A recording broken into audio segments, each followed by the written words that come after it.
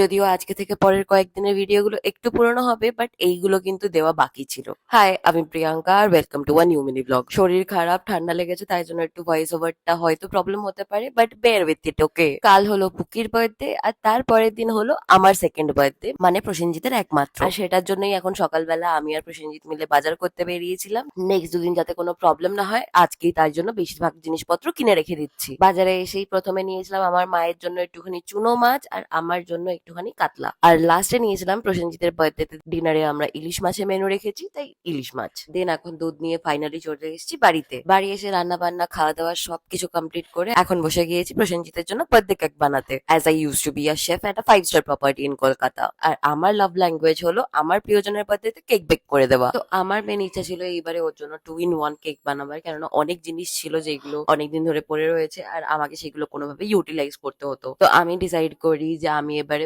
Vanilla chocolate cake বানাবো। একটা layer ভ্যানিলার হবে আর একটা লেয়ার চকলেটের। তো তার জন্য সবার প্রথমে বানিয়ে নিই একটা ভ্যানিলার ব্যাটার, আর এরপর এটাতে শুধু কোকো পাউডার অ্যাড করলেই চকলেটের ব্যাটার রেডি হয়ে যাবে। এবার এটা একটা তেল গ্রিস করা গোল প্যানে বসিয়ে দেবো বেক হওয়ার জন্য অ্যারাউন্ড 180 ডিগ্রি সেলসিয়াসে। আর ওটিজিতে মোটামুটি এটা বেক হতে 25 থেকে 30 মিনিট টাইম লাগবে। আর হ্যাঁ, বেক করতে বসাবার আগে প্যানটা 2-3 বার ভালো করে ট্যাপ করে নেবে, যাতে সবকটা এয়ার বাবল ভালো করে বেরিয়ে যায়। ওইদিকে তো ওই স্পঞ্জটা বেক হচ্ছেই, আর আমি ততক্ষণ এইদিকে এক্সিস্টিং ব্যাটারে কোকো পাউডার মেশাতে লেগে গেছি। এতে আমি জাস্ট এক্সট্রা 8-10 গ্রাম মতো কোকো পাউডার মিশিয়েছি, আর কনসিস্টেন্সি ঠিক ছিল বলে এক্সট্রা কোনো লিকুইড অ্যাড করিনি। আর এত কিছু করতে করতে আমার ভ্যানিলা স্পঞ্জটাও রেডি হয়ে গেছে। ওটা এখন ডিমোল্ড করে আবার সেম পার্চমেন্ট পেপার লাগিয়ে এই চকলেটটা বেক করতে বসিয়ে দিয়েছিলাম। মাঝখানের কয়েকটা পার্ট একটু ভিডিও করতে ভুলে গিয়েছিলাম। এই সন্ধ্যেবেলা এখন বসে গেছি আইসিং বানাবার জন্য, আর এইদিকে চলছিল আমার ফেভারিট প্লেলিস্ট। সবকিছু ফ্রিজে রেখে এখন আমি বসেছি ডিনার করতে, আর ওইদিকে প্রসেনজিৎ বিছানা করছে আমাদের। কেননা পুকি আর পুকির ফ্রেন্ড আমাদের বাড়িতে আজকে স্লিপ ওভার করছে, তো ওই জন্য ওরা 3জন উপরে শুচ্ছে আর আমরা 3জন নিচে। আর এটা হলো পুকির রিয়াকশন ওর ফার্স্ট বার্থডে উইশে